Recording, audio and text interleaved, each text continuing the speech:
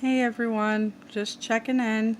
Um, Part of the whole reason that I wanted to start making these videos was so that I would be able to remember after the fact why I'm doing this in the first place. And I vowed to record myself when I was in pain from a toothache and to make sure I got good documentation of what my teeth look like. Hi Hera, it's my pretty girl. She's so pretty. But wanted to get good documentation of what my teeth look like now, and hopefully that'll make me feel better about having fake ones later. But about the last 2 or 3 weeks, I've had an abscess infection right here, and it's pretty swollen, but you can't really tell on camera. But it's right in a spot where it's kind of hidden, but I know where it's at. I can feel it. If you were just looking at me and you didn't know my face, you probably wouldn't be able to tell, but it's definitely there. And I think I have an exposed nerve back here right now in one of my molars because it's been hurting me for the last couple of days. But this infection, I went to go see my dentist and they prescribed me amoxicillin to try and clear it, and it didn't work. About a week into the prescription, the infection just kept getting bigger. So I called the office and I asked them if they could prescribe me clindamycin because I know that's one of the only antibiotics that works for my teeth.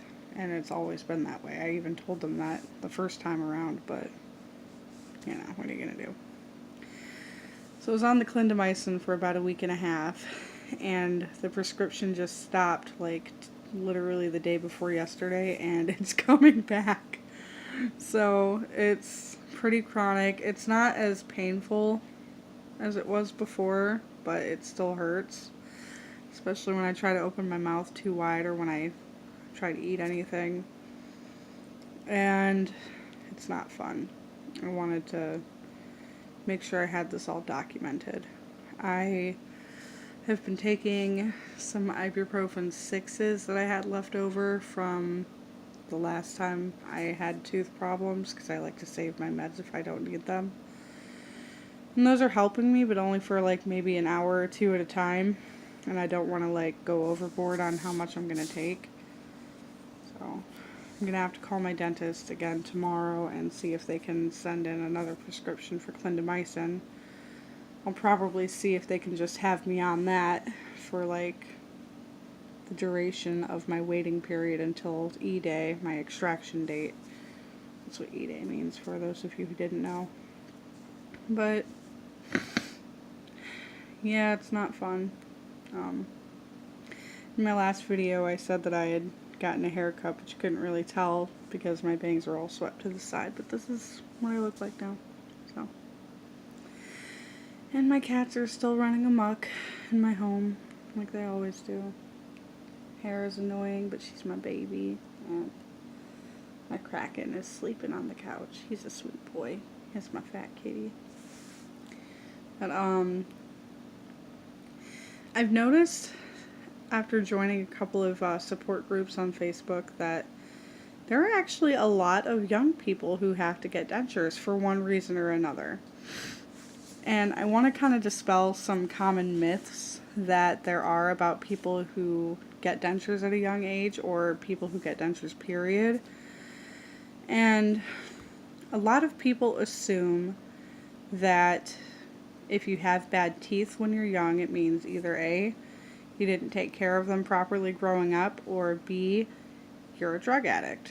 And while those two things can be causes of bad teeth, it is almost so rare for that to actually be the reason. I don't think a lot of people realize that periodontal disease and just bad genetics play a huge role in how your teeth are going to turn out. Both of my parents have mediocre teeth. My dad's teeth are worse than my mom's, but that kind of runs in his family. My grandmother on my dad's side got dentures maybe 20 years ago. So she was in her 50s, which is relatively young. Then my aunt, also on my dad's side, his sister, got dentures maybe 6 years ago. And she was in her 40s when she got hers. So far, I'm the youngest person in my family to be getting them, but I don't know. I'm not embarrassed. I'm not ashamed. Everyone who knows me knows that I'm doing this, so it'll be pretty damn obvious. I can't just be like, oh, hey guys, what's up? And pretend that nothing is different because, I mean, come on. Especially that's pretty damn noticeable.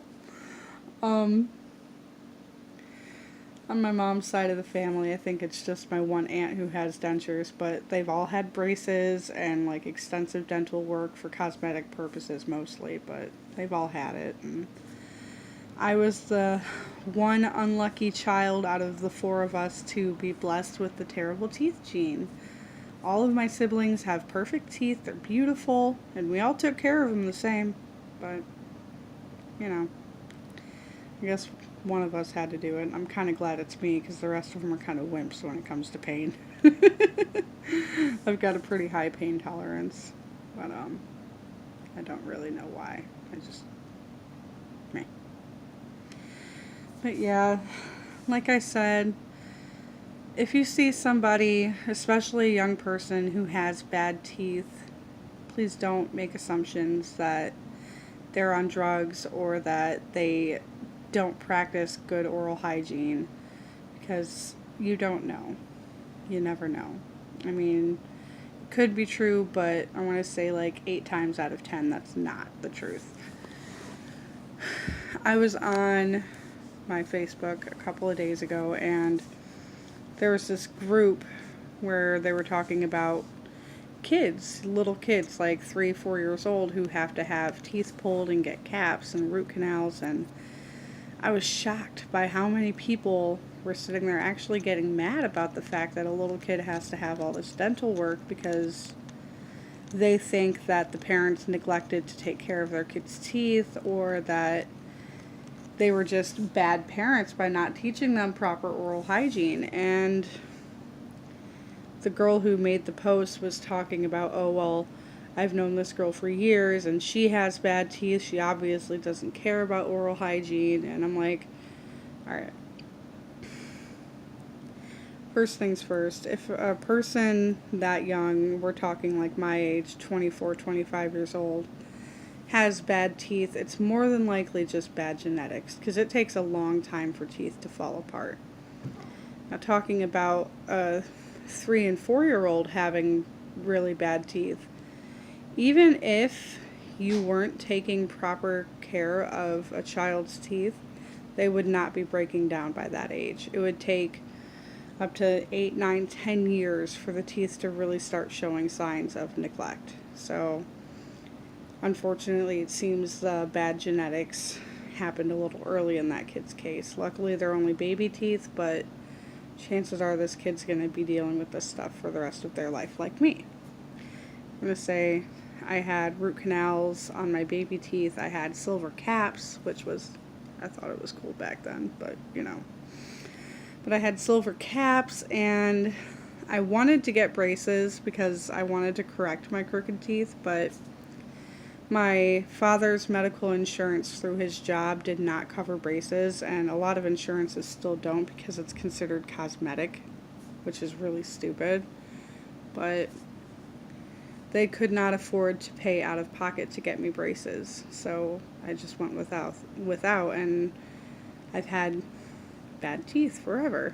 And, you know, sometimes I wish I'd have gotten it, but really, I'm really glad that they didn't dump all this money into my mouth just for me to have to get them all taken out eventually.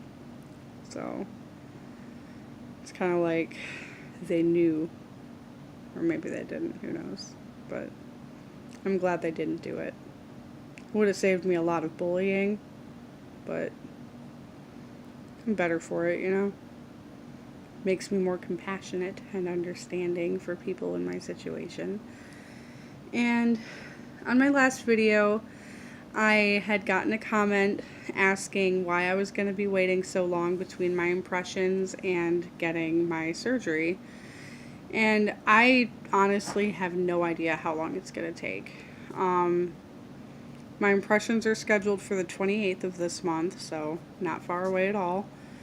And it could take anywhere from 1 to 2 weeks after that to have my surgery, only because I have to wait for my dentist's office to make my temporary set of dentures before I have the surgery, because they are the immediates. They will be put in right after my surgery. And the immediates are kind of going to act like a bandage for my gums while they're healing.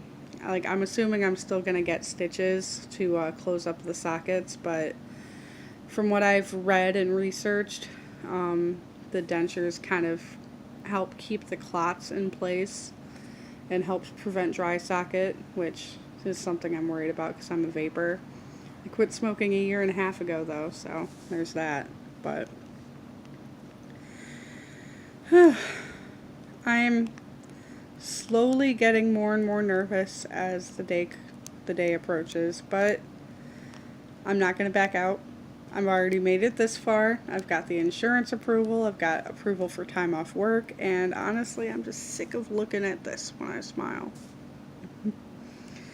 Now, I remember in my last video I said that I'm kind of scared to see what my teeth are going to look like. But in this wonderful group that I'm on Facebook called Dentures Young/Old Support, they said that if you ask for it, your dentist will make little imperfections in your false teeth to make them feel more natural and make them look more natural, more like you. So I'm probably going to have my canines on my my dentures a little bit longer like my natural teeth are.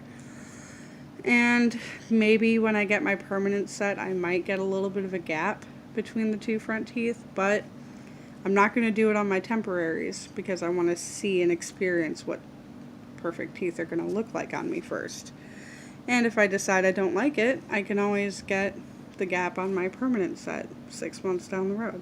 So here's to hoping that works out. Stay tuned. If you have any questions for me, feel free to ask in the comments. If I get enough, I'll make a whole video of just me answering questions. So don't forget to like, subscribe, share, and if you need somebody to talk to, I'm right here. Just comment. And I hope you guys have a fabulous evening. I'm going to go put some Orajel on my toothbrush and brush my teeth because it hurts. You guys have a good night. Oh, and happy Valentine's Day.